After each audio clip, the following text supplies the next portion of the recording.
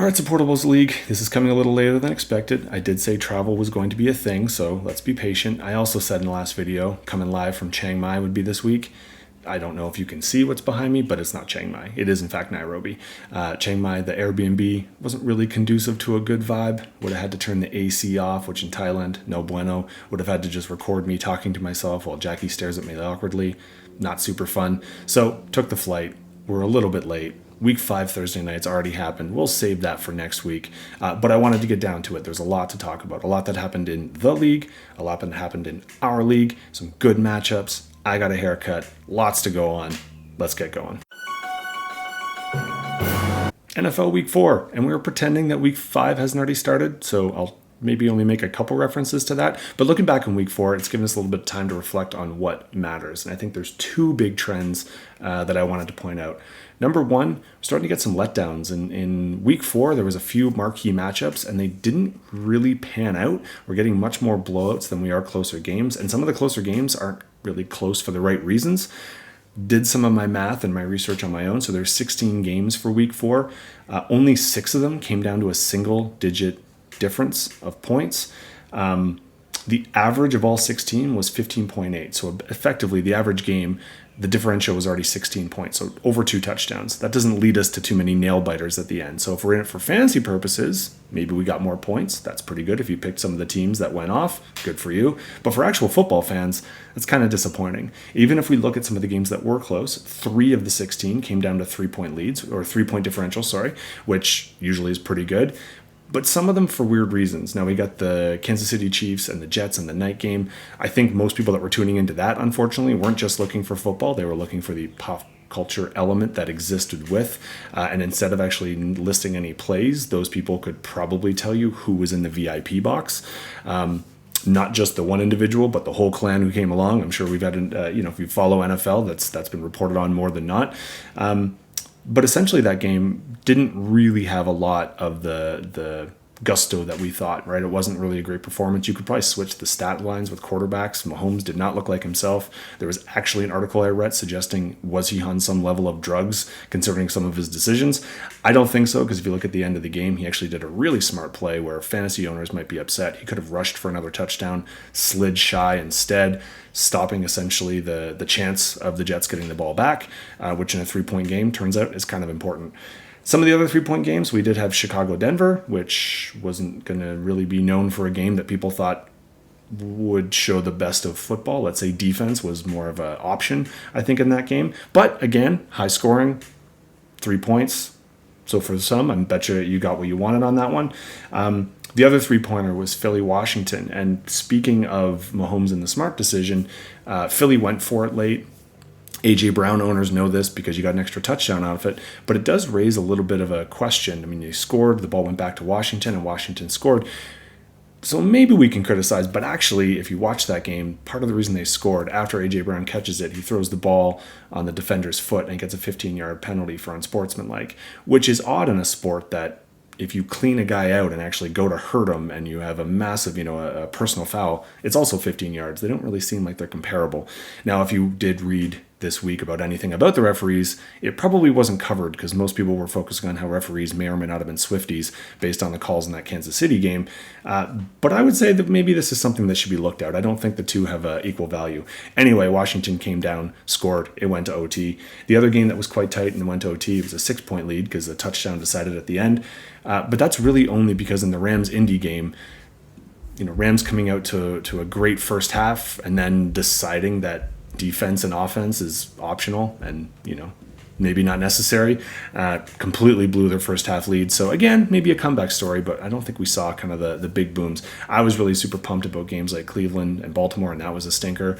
Buffalo-Miami was the marquee matchup of the week. That was a bit of a stinker, so let's hope them better for Week 5. But it does kind of start to let us think of the teams are starting to become as we think they are, right? And if they've been doing it for a few weeks in a row now, it might not be a flash in the pan. Houston's offense might actually be good. Pittsburgh's offense might actually be that bad, and you're starting to see the lines affected. We do still have 2 4-0 teams, Philly and San Francisco, so we'll see if the pressure of that ends up mounting too much. I think as the whatever NO starts to build, sometimes you do see that break a team down. We have coming into week 5, we have 2 winless teams. I think one we already know is already dropped because I was going to say this beforehand anyway, so Chicago fans don't get mad at me. Coming into week 5, the Bears actually had the first and second overall picks for next season. So let's see what they can do to screw that up, and a small winning streak that goes nowhere might be that. But good for them, and I mean, it's Carolina, so that doesn't really hurt at least one of the picks. Return to form for some of our defenses, right? Buffalo, point getters, congratulations. You got a little bit more than I think people thought against what was supposed to be a dominant offense. But the Cowboys returning to form. And just as a point out, I know this is more of a fantasy and not an NFL bit, but the Cowboys are actually the 6th highest scoring entity in fantasy after 4 weeks, which is rare for a defense. You got McCaffrey, Jefferson, Hill, Allen, bit of a surprise, and then Mozart, Fumblerooski, whoever, Captain Fumbles maybe. I don't know, however you enunciate his name. I think it's kind of interesting to see that Dallas being 6th is certainly something I'd say is a little bit new. Now looking ahead, we started our first of our UK matchups. The Jacksonville Jaguars have a history with going to the UK, so much so that there's actual Jaguar fans that have been there for years, maybe even more than in Jacksonville itself. I don't know if we've quite reached the level of, Norm Macdonald noticing that Germans love David Hasselhoff. The British people just love the Jaguars. I'm not really sure. But that game, bit of a stinker. We're hoping for a better one for week 5, so we'll see how that goes. Aside from that, I think we do have some exciting matchups, but can't get to week 5 yet. First, let's get to the matchups. Our first matchup of the week pairs our top scoring, Raph and James, against our lowest scoring, Kelsey and Frankie. I will leave any trash talk that went on in the household to stay in the household. I'm sure there was a few words exchanged, but very rarely do you get your best against our worst, so this obviously was our largest point differential of the week. But only at 53, and I know that sounds like a lot, but they're normally a little bit higher, which does suggest this week had some closer matchups. So taking a look on how they did it, congrats, Raph and James. You finally made a quarterback call. Cousins was not looking great, and that's one of the first weeks, or last week, I guess, too. But your top 2 quarterbacks were top quarterbacks. I mean, Hurts was number 5 this week overall in our league. Herbert, obviously, just off the mark there. Back in Nakua, looking like probably the best pickup so far. Pretty consistent week by week. Had another monster one, 150 plus and a touchdown. Your running backs were great. They did what they should have done, plus a little bit extra. Allen didn't quite have the week he's been having, but aside from your kicker just throwing up a stinker, everybody else did roughly what they should. I think you probably were happier than anybody else when you saw Cleveland's matchup there. At the start of the year, you would have been preparing for Watson and Chubb. Now you got the backups, and even that hyphenated backup quarterback looked petrified for the first half. So you definitely took advantage. Scores across the board. Congrats. You're on a roll. I think that's 3 in a row. Kelsey, Frankie, my heart's going out to you. You're doing everything you should be doing. You're staying active. You're making moves. You're trying to make some trades. It is just you are bumping into one thing after another this season. Kelsey effectively, maybe he was a little all too well of who was up in the booth. And yeah, I know the dad jokes for Taylor Swift things are getting a little bit cold, but I like them. Your running backs were great. Mozart, maybe not so much. He fumbled the ball a little bit too much, and so let's see how that pans out. But the biggest thing is running backs often are script-based, right? They are dependent on the game, and when you're behind, you don't run, you throw more. And they got behind early with Buffalo, and that didn't really help them out. San Francisco, Arizona, most people thought you would get tons of points. You did not produce as Baltimore did.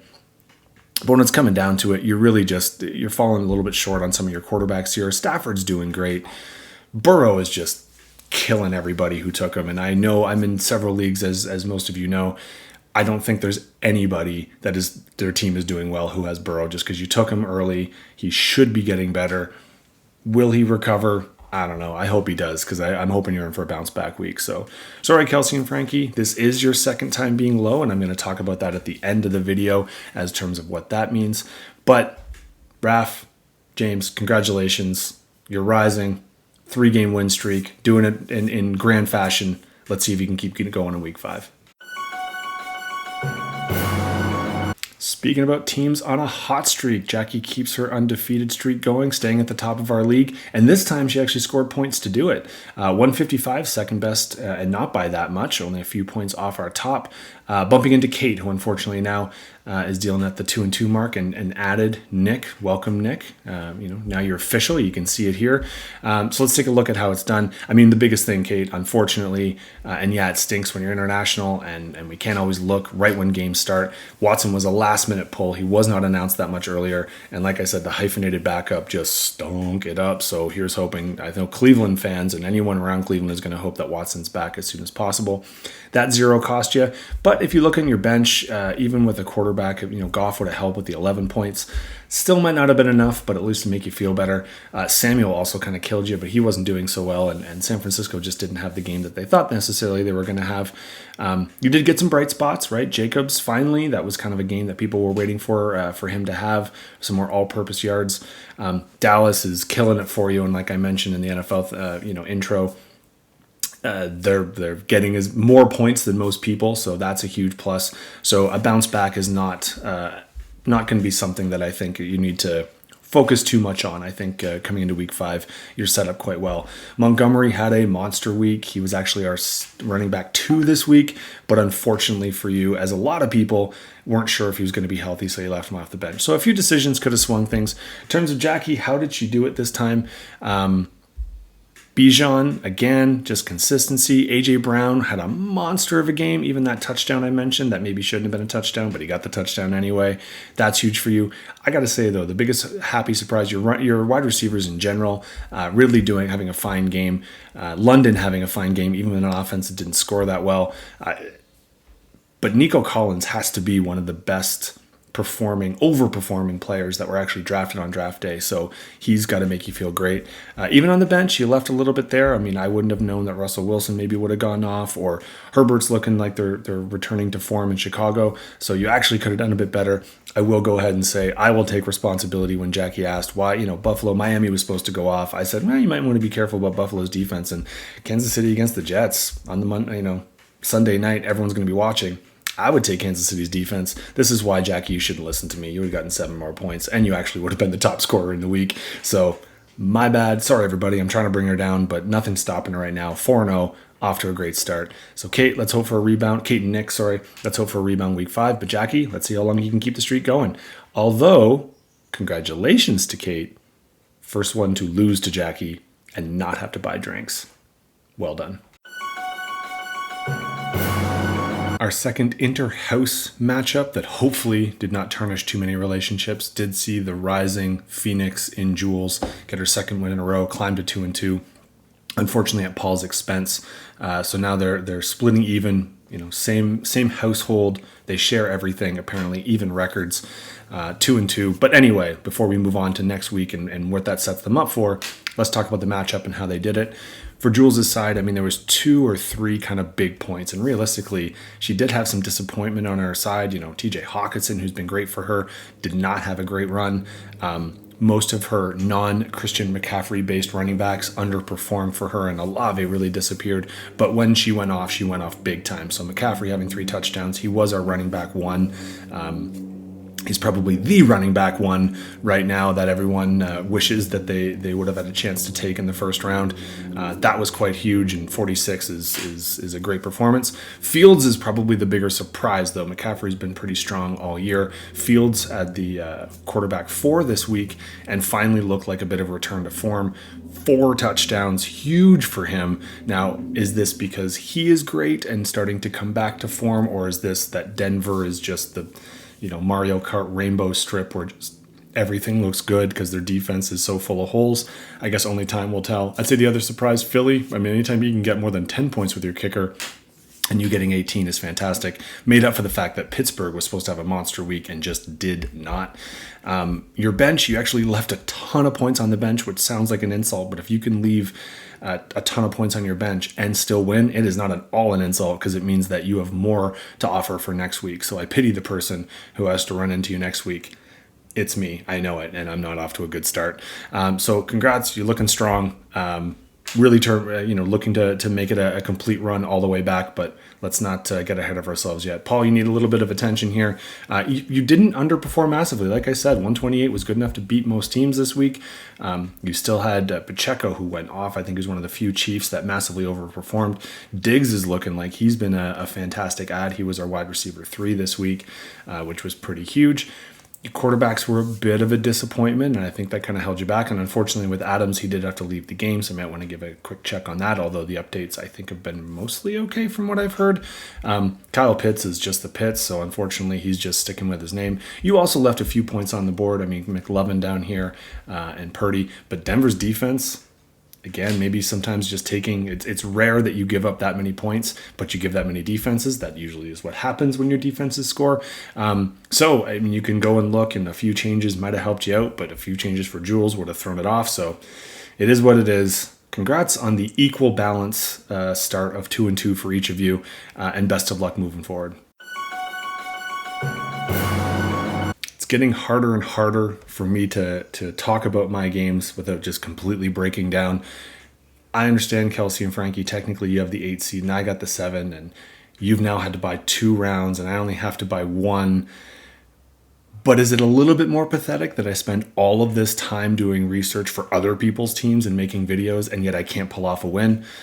Upsetting. Pamela, I don't want to take anything from you, though. Obviously, you're 3-1 for a reason. This is a pretty tight matchup, 10 points, so obviously things could have gone in a number of different ways, but let's just take a quick look. So first off, Pamela, your quarterbacks did not help you out this week. Looking at those performances, if I would have seen that going in, I would have thought I had a good shot to take you down. But again, Jefferson's been huge for you. Andrew's finally showing why he's one of the coveted tight ends in this league. He was the tight end 2 this week, but the best tight end that I think people took and started because Cole Kmet wasn't typically used.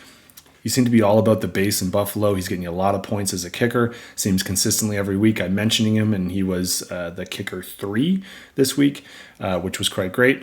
DJ Moore, you benefited well from Chicago. I thought they were going to have a stinker, but I wasn't big on the Bears, and I am clearly wrong. And when they go big, DJ Moore should be one of the ones who actually go off. He's super talented. He just never really had a lot of quarterback support. So despite the fact that Williams went out with an injury and Hill did not go off for you, you still did just fine. On the bench, most of your bench was good decisions. I'd say Richardson would be the only one you might want to look into.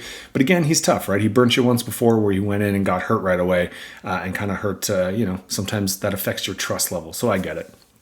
Complete opposite for me. My quarterbacks were probably the only thing I was really pumped about this week. Love overperforming just slightly, but then Allen finally showing why he's a former MVP candidate and one that people are mentioning this year.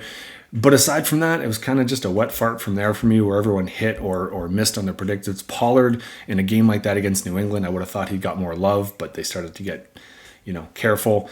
Cleveland's defense, I still swear it's the best defense in the league, but unfortunately when your offense is that freaking bad and they keep giving the points or the ball to the other team in bad spots, there's only so much you can do. I did leave a few points on the bench, but nothing that would have really turned the tide, I don't think. Robinson would have helped me out, but if you look at the plus minus, Freiermuth going out early and Pittsburgh sucking probably had more to do with it, but I'll have to dust off my boots and try and rise again next week. If I don't win a game this entire season, I don't know if I can cope with myself. So I'm definitely got to start in week 5 and let's see how it goes. But Pamela, you're off to, like I've said before, an amazing start. 3rd in our league, 3-1 overall, looking strong heading into week 5. So congratulations. All right, here's the tricky part. Let's suspend our disbelief slightly. And when I go ahead and say boop on to week 5, we know that I'm recording this on the day after week 5 has already started. So we already see some of the updates, which I am clearly not a fan of. Chicago's already come out and just kicked us where it hurt. But we're going to put that aside. So we got obviously some big matchups. Can Kelsey, Frankie, and I get out of the basement and actually get a win? Jules is saying, F you can't. And so is Fields apparently. So let's see how that goes. Kate, I think, as well, might have something to say about that, but we're looking pretty close now, and we know that one might end up being a close matchup. Can Raf continue his rise, or, Paul seems to be on one week, off the other? Does that mean we can expect a monster performance for him? And probably the showdown in terms of the league importance. Showdown of the week is definitely our undefeated Jackie, who we already know, 51 freaking points from a wide receiver. Pamela, just when it rains, it pours, and I think you're getting a lot of the the benefits of just the positivity you're keeping right now, because that's a heck of a start. So can Jackie climb all the way back and keep her undefeated streak on the go, or is Pamela looking to climb again back to the top of this league? Only time will tell.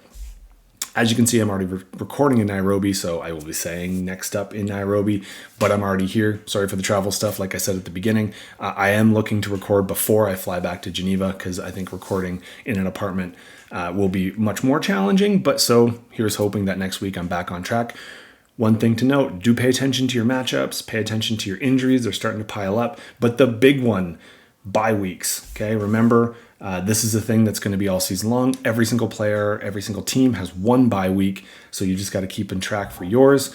If you looked at your My Team, your roster for this week, and everyone was there, congratulations. You've avoided this bye week. It didn't impact you at all. A bunch of us, though, if you have anyone from Cleveland, the Chargers, Seattle, or Tampa Bay, they're not playing this week. So don't leave them in your lineup. Find other people to replace, and good luck. If you need any help, as always, let me know. Unless you're Jules, in which case you get no help from me. I hope the best for you in real life. I hope none of your players actually get really injured. But other than that, I hope everyone on that roster somehow just crafts himself for the entire game and you don't get any more points than you already have, but that's not looking super likely. Apparently, I'm going to get bent over and spanked till I cry. Is that where we're going with that one? You know what? You're going to have to do your best, because I just came from a place where I got a Thai massage where a tiny Thai woman already bent me over her leg. Actually, I think she needed a stepladder to reach my butt, but once she got there, she bent it in ways that is just unnatural. So I don't know what else you can do to me that has already not been done. Maybe I'm just tempting fate. Why am I doing this? I seem to have nothing but horrible fantasy luck. Anyway, so I'm going to flip it. Best of luck, Jules. I hope you have an awesome week. Just kill it out there. Everybody else, I'm going to stop talking. Best of luck in week 5.